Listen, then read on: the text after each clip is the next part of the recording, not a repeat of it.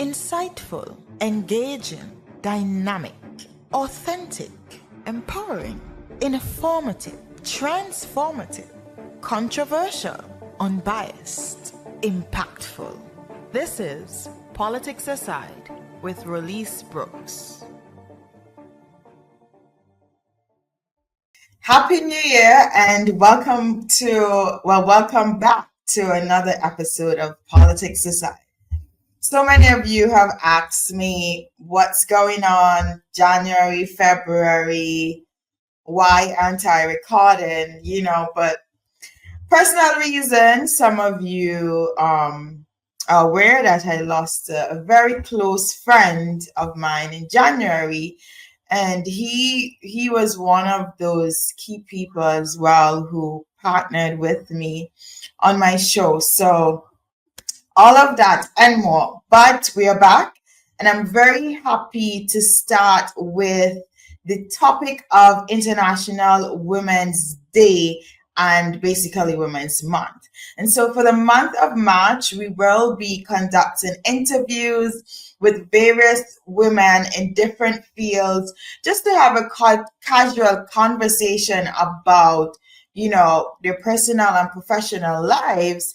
And I know for a fact that so many nuggets will come out of these conversations. So enjoy. Tatiana Muntean, who is the Associate Vice President of Arton Capital.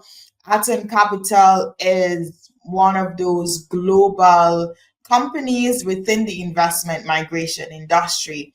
But Tatiana will tell you more about herself, and I hope you find this interview as empowering as I did. We'll take a quick break, and when we come back, we'll have our interview with Ms. Tatiana Muntean. Insightful, engaging, dynamic, authentic, empowering, informative, transformative, controversial, unbiased, impactful.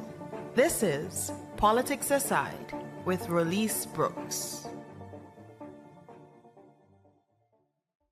Today we have with us Tatiana Muntean, I hope I got that correctly, who is Associate Vice President of Arton Capital. I'll let Tatiana give us her introduction and we'll jump right into the interview.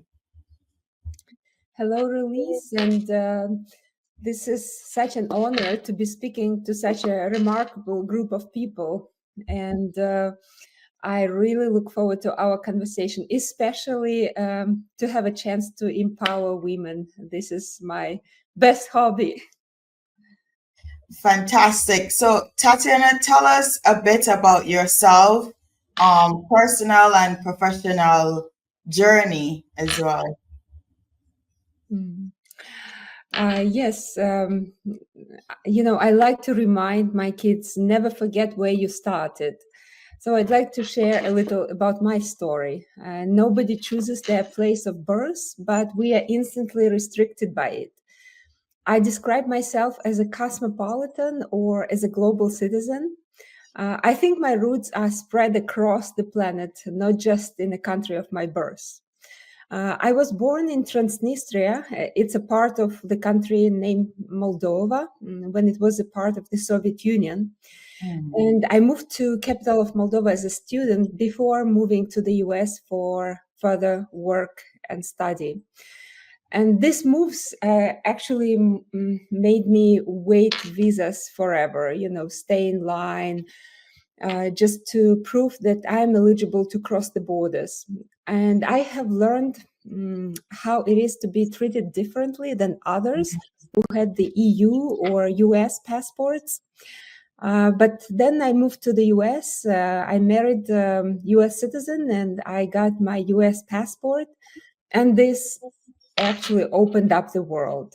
I worked and lived in Central Asia, there's Tajikistan, Turkmenistan, before ending up in Vienna, Austria, where I was based for 13 years. And now I'm back to Philadelphia, the US. I traveled the world and have no plans to stop. And today, as you know, I help individuals on the move who are looking for better opportunities or dream destinations like St. Kitts and Nevis for themselves, their children, and their children's children. Yes, that's my story to the investment migration world. Yeah, and it's awesome because this is new for me. I didn't know your backstory, but to hear it really puts a lot into perspective in terms of why you have been so passionate about the work you do in the investment migration industry. And so the theme for this year's International Women's Day is for all women and girls, rights, equality, and empowerment. Tell us, what does that mean to you? In a fast-paced world that often excludes women, it's essential that we maximize our potential to build global networks of like-minded professionals, support each other to achieve success where in the world we find ourselves. As you know from the history, when the men were going to find food or they were going to the war, we women stayed in the houses and guarded the houses and guarded the children. And we stayed together in the community. And I think this is the essence of success. I believe that the success lies in the connections that you build around you. That's amazing. I think you said something quite important about, back in the day, the women were the one who really nurtured, the children, and by extension nurtured a nation. How does that look now? I understand that women are now getting out in the world of work more, and there is an increasing push for women too to become more involved in leadership positions. We've seen a number of women across the world rise to leadership positions and then kind of resign before their time in. And so, how do you see the push of women being outside of the home more into the workforce, leading nations, merging with their nurturing of the home? Still, I mean, it has been described as very challenging. But what is your perspective on this? Do you mean to balance like the home and Right. the professional careers? Exactly. Mhm. Yes, I would look into our time as 100%. And I can tell you, not always we can devote 100% to our families or to the companies that we work for or to the businesses that we manage. So one day, for example, today is Sunday, I can devote maybe 90% to the family and 10% to answer some potential clients or support the team. But tomorrow, when it's Monday, my time to the family will not be those 90%. It might be 10%. Or let's say when I'm traveling and my husband is taking care of the kids, certainly my time, 100% of my time, 95% is devoted to the business and only 5% to the family. So I think this is all about the balance. And I can tell you, when you love what you do, when you're passionate about what you do, you don't really think about this balance, because in the back of your mind, even if you are cooking something or playing with your kids, you're still thinking about business. So it's like we can do it. We women are very multifunctional. That I can tell you for sure. You can understand that. I love that because what you've basically described and said in a nutshell is that our balance is what we make it. I think so many women look for that 50-50 when comparing with other women. But as you just described it, it's whatever it can be for you. Sometimes 95-5 and sometimes 10-90. It just all depends. What changes have you seen? I mean, across your professional life as a woman, you are one of those key women in the international migration industry, which is very heavily male dominated. What changes have you seen over the years in terms of, I don't know, if the industry warms up to women, or do you still find it difficult to basically allow your voice to be heard in this space? Well, you're right. In our industry, the citizenship by investment industry, it's dominated by men. And I work in a team, and I can tell you that men in our team are very successful. They are most of the times more successful than women. Let's say those investment migration advisors or salespeople. Men are more successful. And I don't know why. Maybe, in my mind, when I choose, for example, a surgeon to do a surgery for me, in my mind, the surgeon has to be a man. But I think it comes, from the childhood when we used to see men managing these positions. And today, when I travel to the conferences, we have maybe 2, 3 women speaking from stage, and the rest are men. But recently, I've noticed the change. Women are coming on stage and speaking out. And even I recently learned about a new study of unicorn founders that shows that immigrant female founders are rising. This study shows the experiences and perspectives of founders who have built unicorn startups, companies valued over 1 billion. And it highlights the challenges and sacrifices that these founders face during their journeys of success, including long hours, financial stability, and personal struggles. And despite these hardships, many founders express fulfillment in creating something impactful and meaningful. Like female immigrants often navigate unique challenges on their path to success, including cultural barriers. I believe women are more adaptable. Even if you see how we deal with kids, men don't have that patience. They or like how we behave when we are sick. Men already are suffering when they have a little slightly higher fever, So, but women are much more stronger, and that makes us more successful, definitely. I'm not a feminist, that I can assure you. I admire men, and I like to work under the leadership of men, because I believe we have to work together. Men have global perspective. They look at the picture globally. We women, we are more detailed oriented. We are more responsible, I would say. So all in collaboration, I believe. Very, very interesting point. Tatiana, before you joined the investment migration industry, I believe that you worked with the UN. Yes, I worked for Organization of Security and Cooperation in Europe called OSCE in the headquarters in Vienna, in Austria, where I helped migrants, and I was dealing with anti-money laundering issues, or I was dealing with the cases when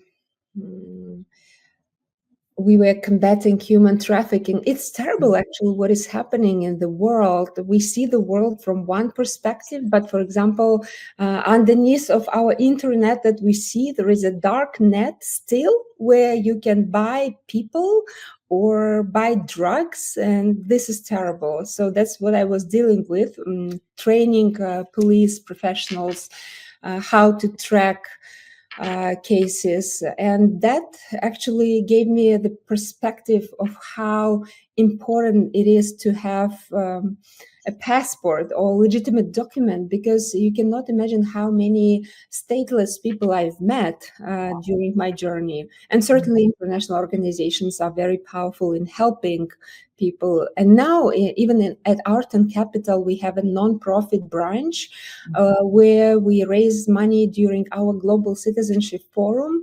And at once we were building camps for the refugees.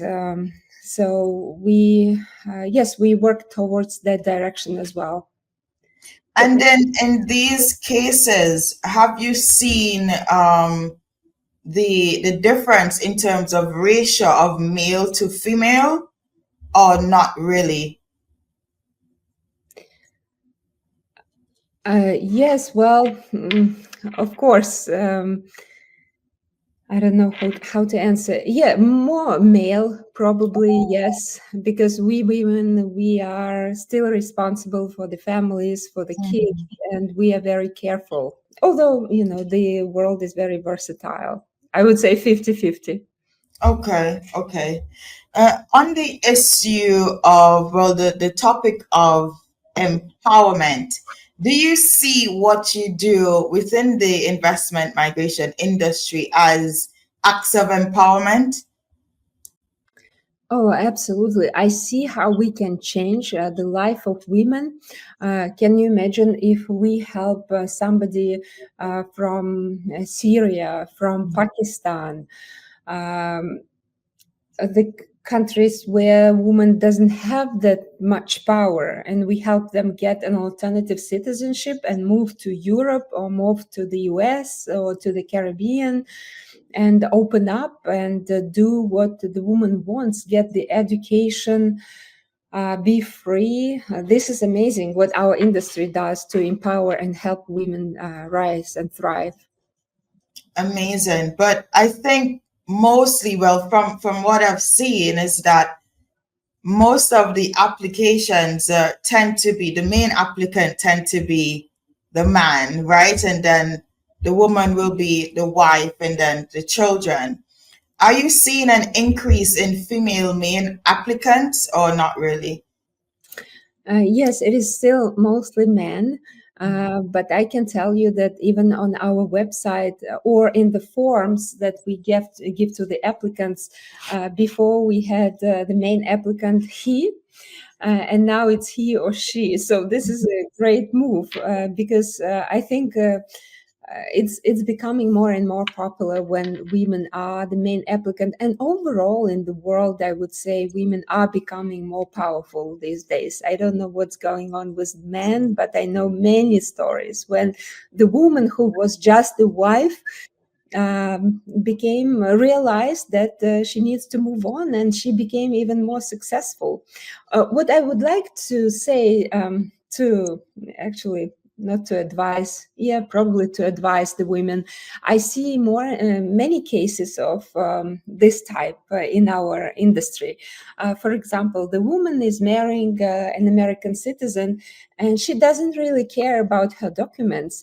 She doesn't pursue to get her passport, or she has only green card. And then at some point, different things happen in the family when sometimes people get divorced. They say in 50% of times people get divorced.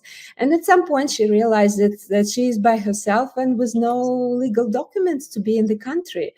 I think we should be very careful, know where our documents are, and that they are updated, and we have necessary documents to be in that country at that point, and not rely on somebody else, just rely on ourselves. Yeah, that's really good advice. So we're just about wrapping up, and in these last minutes, I would like to ask you really, like, what do you see next for yourself in the industry and in also your personal life? Well, I would like to empower more investment migration professionals. And actually, now I'm in the process of writing a book for Mm, young professionals, for salespeople. It will be out soon because I get lots of requests like, oh, can you advise us? What should we do first? What should we do next? How we can sell more? And that would be great to share the knowledge and empower more women, and not only women, just empower the industry to rise and thrive. I am very passionate about the industry. And speaking about women, today we stand together to celebrate the power, resilience, and brilliance of women across the world. And this International Women's Day next month is not just about a day to recognize our achievements. It's a call to action, a reminder that our journey towards equality, leadership, and success is far from over. Even in Austria, where I lived 13 years, women are still underpaid for the same position that men are paid for. And I believe that sometimes we can do much more. We are leaders, we are visionaries, we are creators of change. yeah. Yeah, amazing. And that's a wonderful closing statement as well. Tatiana, thank you so much for making the time on a Sunday to join us to record this interview regarding International Women's Day.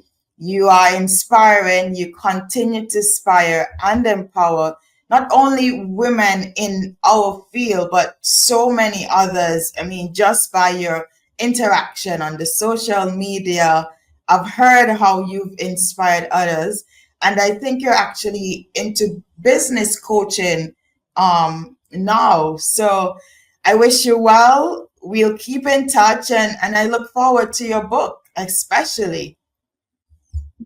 Thank you, Rolis, so much. Just at the end, I would like to um, ask the women who are leaders to open doors for other women. And if the women are just at the beginning of their journey, to believe in their voice, their skills, and dream, because we can achieve only if we can dream about it. And if you are an entrepreneur, own your value and charge your worth. Just move on and believe. That's the most important. Perfect. Thank you, Elise. It's a pleasure to be on your podcast, and I look forward to our next talks. Thank you. It has been a privilege for me. For me too, it's an honor. Thank you so much.